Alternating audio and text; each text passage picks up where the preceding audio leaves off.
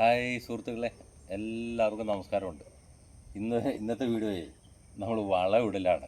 വളമിടലൊക്കെ വലിയ ബുദ്ധിമുട്ടുള്ള കേസാണ്. എല്ലാ വളങ്ങളും മിക്സ് ചെയ്ത് കറക്റ്റ് ചെയ്ത് അത് കൂട്ടി യോജിപ്പിച്ച് ശരിക്കും കൂട്ടി യോജിപ്പിച്ച് തന്നെ ഇടേണ്ട വളങ്ങൾ. അതിൻ്റെ അകത്ത് നമ്മൾ കരിയില കമ്പോസ്റ്റൊക്കെ പ്രധാനമാണ്. പൊട്ടാഷ്യമൊക്കെ കണ്ടമാനം അടങ്ങിയിട്ടുള്ള വളങ്ങളല്ലോ. പിന്നെ ചാരം കമ്പോസ്റ്റ് ആക്കിയതുണ്ട്, ചാണകപ്പൊടിയുണ്ട്, എല്ലുപൊടി, അതുപോലെ വേപ്പിൻ പിണ്ണാക്ക്, കടലക്കൊപ്ര, പിന്നെ നമ്മൾ ഉണ്ടാക്കി വെച്ച നമ്മുടെ അടുക്കള ജൈവ വളം കമ്പോസ്റ്റിൻ്റെ ഇതെല്ലാം കൂട്ടി നമ്മളിത് അവിടുന്ന് എടുക്കണം. അവിടുന്ന് നമ്മൾ അവിടുന്ന് കരിയില കമ്പോസ്റ്റൊക്കെ എടുത്തുള്ള വളം നമ്മളിന്ന് ചെറിയ ഉള്ളിക്കും സവാളയ്ക്കും വെളുത്തുള്ളിക്കും എല്ലാത്തിനും കൂടി ഒരു കൂട്ട വളമിടലാണ്.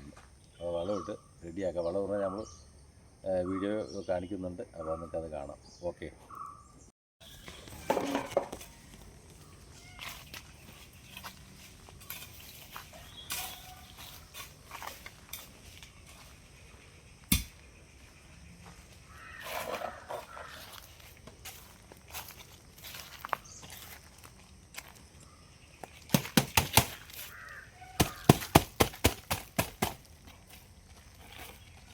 ഹായ് സുഹൃത്തുക്കളെ, നമ്മളിന്ന് ഉള്ളിക്കും കിഴങ്ങിനും ഇതൊക്കെ വളമിടാനുള്ള തീരുമാനം. എല്ലാത്തിനും കുറച്ച് ഇന്നലെ വളം ഇട്ടായിരുന്നു.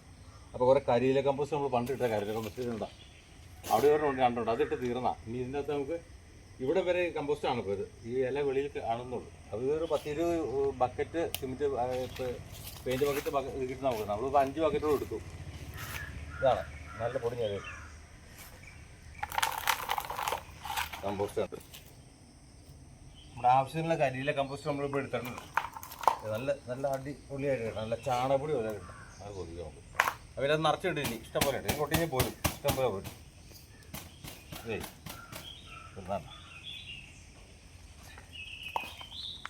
നമ്മൾ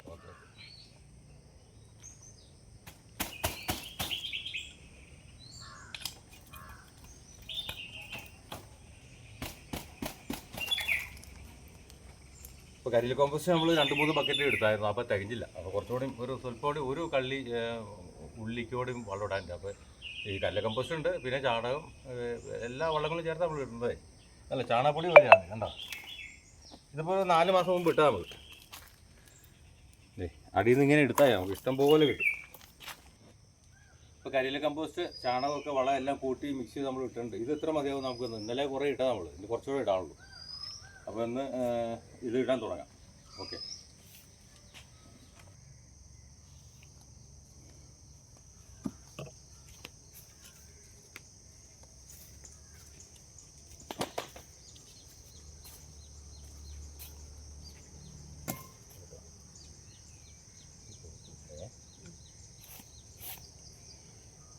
സുഹൃത്തുക്കളെ, ഉള്ളിക്ക് വളമിടുക. അപ്പോൾ നമ്മളൊരു ചെറിയൊരു ആയുധം മതി. അതിൻ്റെ ഇടയ്ക്കൂടെ ചെറിയൊരു തോടി ഇങ്ങനെ കീറിയിട്ട് നമ്മൾ ഇട്ടിട്ട് ആ മണ്ണ് പയ്യം മൂടുക. അത്ര മതി.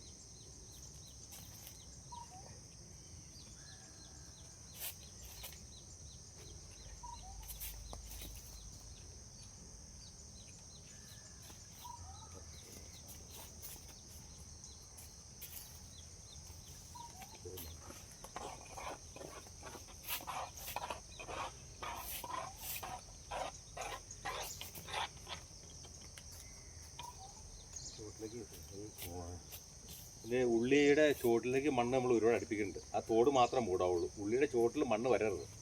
ഉള്ളി മുകളിലേക്ക് പൊട്ടി ഉണ്ടാവണേ. ചെറിയ ഉള്ളി കേട്ടോ.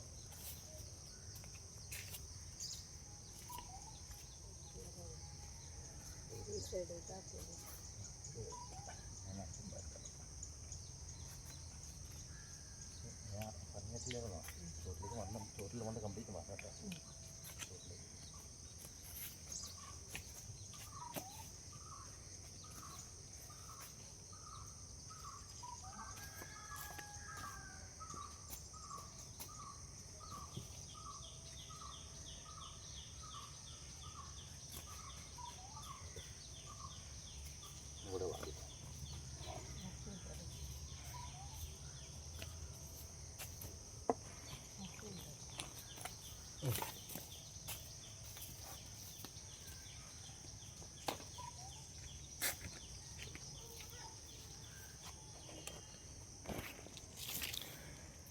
അപ്പോൾ നമ്മൾ 3 ഡ്രോയാണ് ഉള്ളി. 2 ഡ്രോയിൽ നമ്മൾ ചുവന്നുള്ളി ചെറിയ ഉള്ളി വെച്ചു.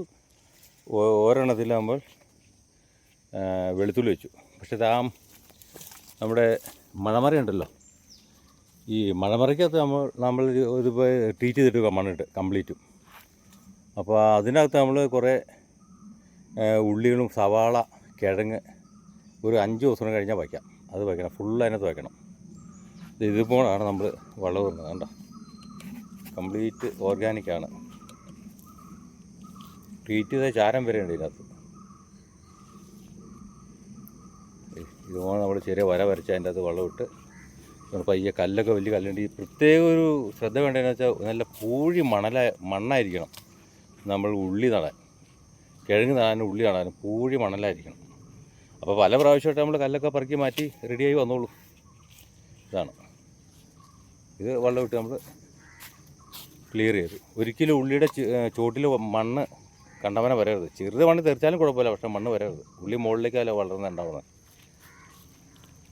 ഇന്നാൾ ഒരു 5-6 മഴ ഭയങ്കരമായിട്ട് പെയ്തില്ലേ, അന്ന് എന്നാൽ ഉരുളക്കിഴങ്ങ് വച്ചത് കുറച്ച് ചീഞ്ഞ് പോയി. രണ്ടാമത് നമ്മൾ കേട് പോയിട്ടുണ്ട്. പിന്നെ ഉരുളക്കിഴങ്ങ് നമ്മൾ മഴമറയ്ക്കകത്ത് വയ്ക്കും, അവിടെ വയ്ക്കും. കോളിഫ്ലവർ, ബ്രൊക്കോളി, അതുപോലെ തന്നെ ഈ ലെറ്റ്യൂസൊക്കെ വച്ചിട്ടുണ്ട്. അതിനൊക്കെ നമ്മൾ വളം ഇട്ടിട്ടുണ്ട്. അത് കുറച്ച് മണ്ണ് വെട്ടി കയറ്റാനുണ്ട് അതിനകത്ത്.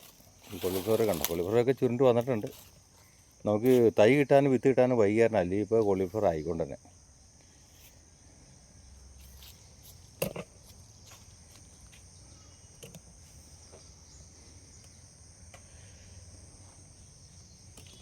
ഉണ്ടോ,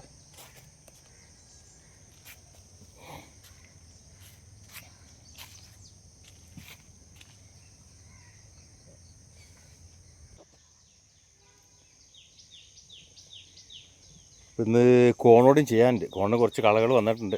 ഒരാഴ്ച കൊണ്ട് കയറിയ കളകളത്. അപ്പോൾ ആ കളകളൊന്ന് മാറ്റിയിട്ട് കോണിന് വല്ല കോൺ പൂത്തു. സ്വീറ്റ് കോണാണത്. കോൺ പൂത്തിട്ടുണ്ട്, കോൺ ഉണ്ടായി തുടങ്ങിയിട്ടുണ്ട്.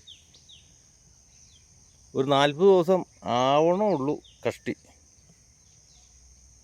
അപ്പോൾ ഇന്ന് അതിന് കുറച്ച് വളം ഇട്ട് കൊടുക്കാം. പൊട്ടാഷ് ചേർന്ന വളം ഇട്ട് കൊടുക്കാം. ചാരം ചേർന്ന വളം ഉണ്ടല്ലോ.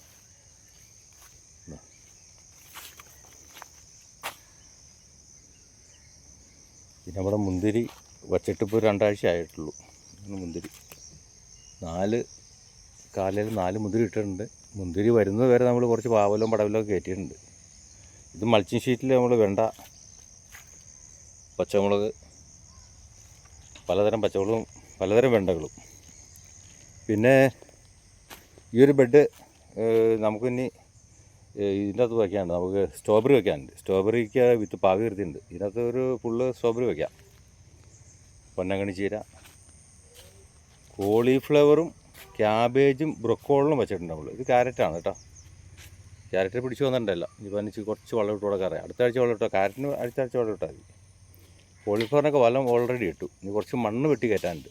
മണ്ണ് ഇതിൻ്റെ അകത്ത് വെട്ടി കയറ്റാൻ കുറച്ച് നമ്മൾ തയ്യാറാക്കി വെച്ച മണ്ണ് കുറച്ച് ഇതിൻ്റെ അകത്ത് ചുവട്ടിലേക്ക് വച്ച് റെഡിയാക്കുക. ഇതിനകത്ത് മണ്ണ് വെട്ടി കയറ്റാൻ പറ്റില്ലല്ലോ.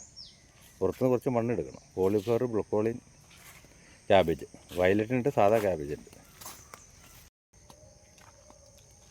അപ്പോൾ നമ്മൾ വെളുത്തുള്ളി, സാധാ ഉള്ളി, കിഴങ്ങ് ഇതിനൊക്കെ നമ്മൾ വളം ഇട്ടു.